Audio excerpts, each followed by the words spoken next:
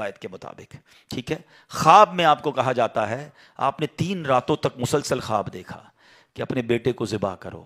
Again ذرا سمجھیے گا, قربانی کا لیول 99 ایئرس کی دعا کے بعد بیٹا ملا ہے. پہلے حکم ہوا صحرا میں چھوڑ کے آ جاؤ, آپ چھوڑ کے آ گئے ہیں. کتنا بڑا امتحان تھا. اب اس سے بڑا امتحان کہ اب اس کو ذبح کر دو. اچھا, اب یہ بھی چلیں, آج آپ کو بہت خوبصورت بات سننے کو ملے گی کہ آپ کو جب 8 ذوالحجہ کی آپ نے خواب دیکھا نا, تو آپ کنفیوز رہے کہ یہ شیطان کی طرف سے یا اللہ کی طرف سے خواب ہے. تو یہ جو سوچ بچار ہے نا, سوچ بچار کو کہتے ہیں ترویہ.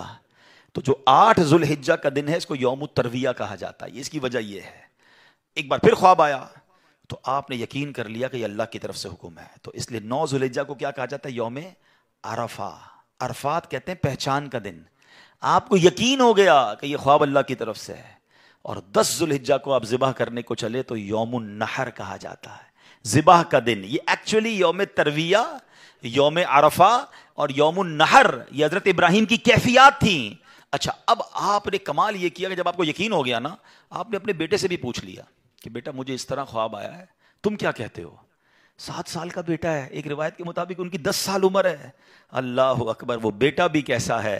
جب آپ نے بیٹے سے پوچھا تو بیٹا کہتا ہے ابو جی یا بنیا انی ارا فی المنامی, قرآن میں یہ الفاظ موجود ہیں, انی اذبحک فانظر ماذا ترى, اے میرے بیٹے میں نے خواب میں دیکھا کہ میں تجھے ذبح کر رہا ہوں, تیری کیا رائے ہے؟ ہائے ہائے, بیٹا کیا کہتا ہے؟ یا ابت افعل ما تؤمر, اے والد صاحب کیجئے جس بات کا آپ کو حکم دیا جا رہا ہے. ستجدونی انشاء اللہ من الصابرین, خدا نے چاہا تو قریب ہے آپ مجھے صابر پائیں گے, صبر والا پائیں گے. اللہ اکبر. اور ایسا ہی ہوا, آپ اپنے بیٹے کو لے کے جا رہے ہیں, آپ نے اپنی بیوی ہاجرہ کو کہا اس کو تیار کر دو, میں کہیں لے جا رہا ہوں. بتایا نہیں ماں کو, انہوں نے بڑا تیار کیا ان کو. آگے گئے تو اب شیطان اتنی بڑی قربانی کو کیسے ہضم کرتا. فوراً گیا بی بی ہاجرہ کے پاس, اے ہاجرہ پتہ ہے تمہارے شوہر کہاں جا رہے ہیں آپ کے بیٹے کو لے کر؟ کہاں جا رہے ہیں؟ کہا ذبح کرنے جا رہے ہیں. کہا نہیں, وہ تو کسی سے ملانے لے جا رہے ہیں, تیار کر کے لے گئے. کہ نہیں, وہ ذبح کرنے جا رہے ہیں. کہ باپ بھی بیٹے کو ذبح کرتا ہے؟ بی بی ہاجرہ کہتی ہیں. اب شیطان کہتا ہے کہ ہاں اس لیے کر رہے ہیں کہ اللہ کا حکم ہے. کہا اللہ کا حکم ہے, پھر ٹھیک ہے میں راضی ہوں. ہائے ہائے ہائے, رب کا حکم ہے نا. کیسی ماں تھی, کہتی پھر میں راضی ہوں.